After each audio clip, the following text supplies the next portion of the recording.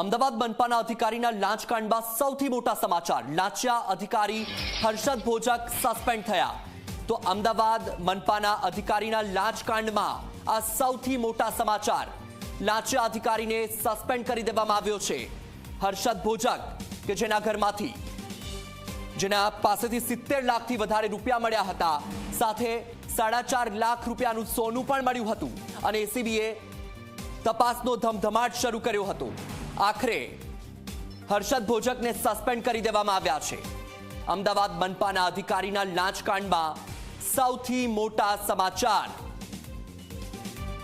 તો તમે જોઈ રહ્યા છો દ્રશ્યોમાં તમે જોઈ શકો છો કે જે આસિસ્ટન્ટ ટીડીઓ છે હર્ષદ ભોજક, જેને સસ્પેન્ડ કરી દેવામાં આવ્યા। તો આ અધિકારીએ 50 લાખ રૂપિયાની લાંચ માંગી હતી અને 20 લાખ રૂપિયામાં પતાવટ કરી હતી। સાથે ખાનગી ઇજનેર આશીષ પટેલે સહકાર પણ આપ્યો હતો। હવે આ અધિકારીને સસ્પેન્ડ કરી દેવામાં આવ્યો છે। તપાસનું ધમધમાટ ચાલી રહ્યું છે। એસીબીએ સર્ચ હાથ ધર્યું હતું। હજુ પણ એસીબીની તપાસમાં બેનામી વ્યવહારો સામે આવી શકે છે। તો હાલમાં અધિકારીને સસ્પેન્ડ કરી દેવામાં આવ્યા છે। હજુ પણ કેટલી બેનામી સંપત્તિ છે, લાંચ લઈને ભ્રષ્ટાચાર કરીને કેટલી સંપત્તિ ભેગી કરી છે તે ખુલાસો થશે। હાલમાં તો અધિકારીને સસ્પેન્ડ કરી દેવામાં આવ્યા છે। હર્ષદ ભોજક જે અમદાવાદ મ્યુનિસિપલ કોર્પોરેશનમાં આસિસ્ટન્ટ ટીડીઓ તરીકે ફરજ બજાવતા હતા, પરંતુ ભ્રષ્ટાચાર મામલે આખરે સસ્પેન્ડ કરી દેવામાં આવ્યા। આ અધિકારી પાસેથી 70 લાખથી પણ વધારે રોકડા રૂપિયા મળી આવ્યા હતા। તો તેની સાથે 4.5 લાખ રૂપિયાનું સોનું પણ મળ્યું હતું અને ત્યારબાદ એસીબીએ સર્ચ હાથ ધર્યું।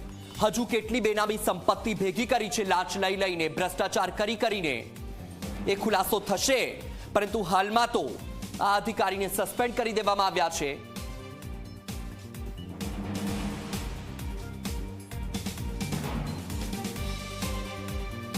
તો સતત આ ભ્રષ્ટાચાર મામલે ઝી24 કલાક પણ મુહિમ ચલાવી રહી છે। કોઈ પણ ભ્રષ્ટાચારી હોય, કોઈ પણ લાંચિયા અધિકારી હોય, કોઈને છોડવામાં નહીં આવશે। કારણ કે અગાઉ પણ આપણે જોઈ ચૂક્યા છે કે ભ્રષ્ટાચારીઓના પાપે કેટલા નિર્દોષ લોકો હોમાયા છે। રાજકોટનો અગ્નિકાંડ કે જે આપણે ભૂલી નહીં શકીએ, ત્યારે પણ સતત ઝી24 કલાકે મુહિમ ચલાવી અને જે એમડી સાગઠિયા કે જે રાજકોટમાં ટીપીઓ તરીકે ફરજ બજાવતા હતા અને તેમણે પણ કરોડો રૂપિયાનો ભ્રષ્ટાચાર આચર્યો અને તેમના ભ્રષ્ટાચારના પાપે નિર્દોષ લોકો હોમાઈ ગયા।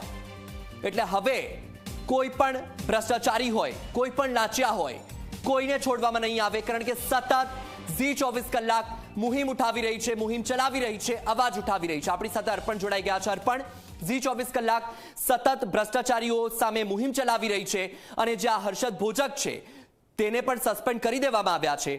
હજુ પણ કેટલાક બેનામી વ્યવહારો ખુલે તેવી પણ શક્યતાઓ છે। શું અપડેટ?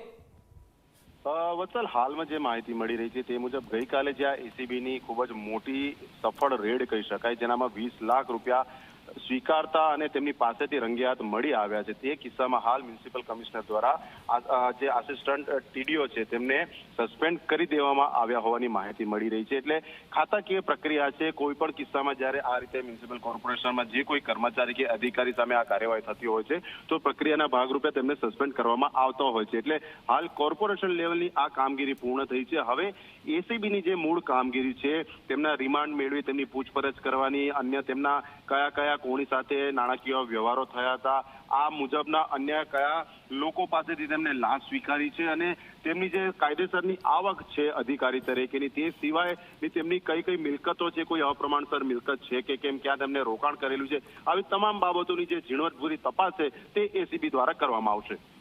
બિલકુલ અર્પણ, માહિતી બદલ આભાર।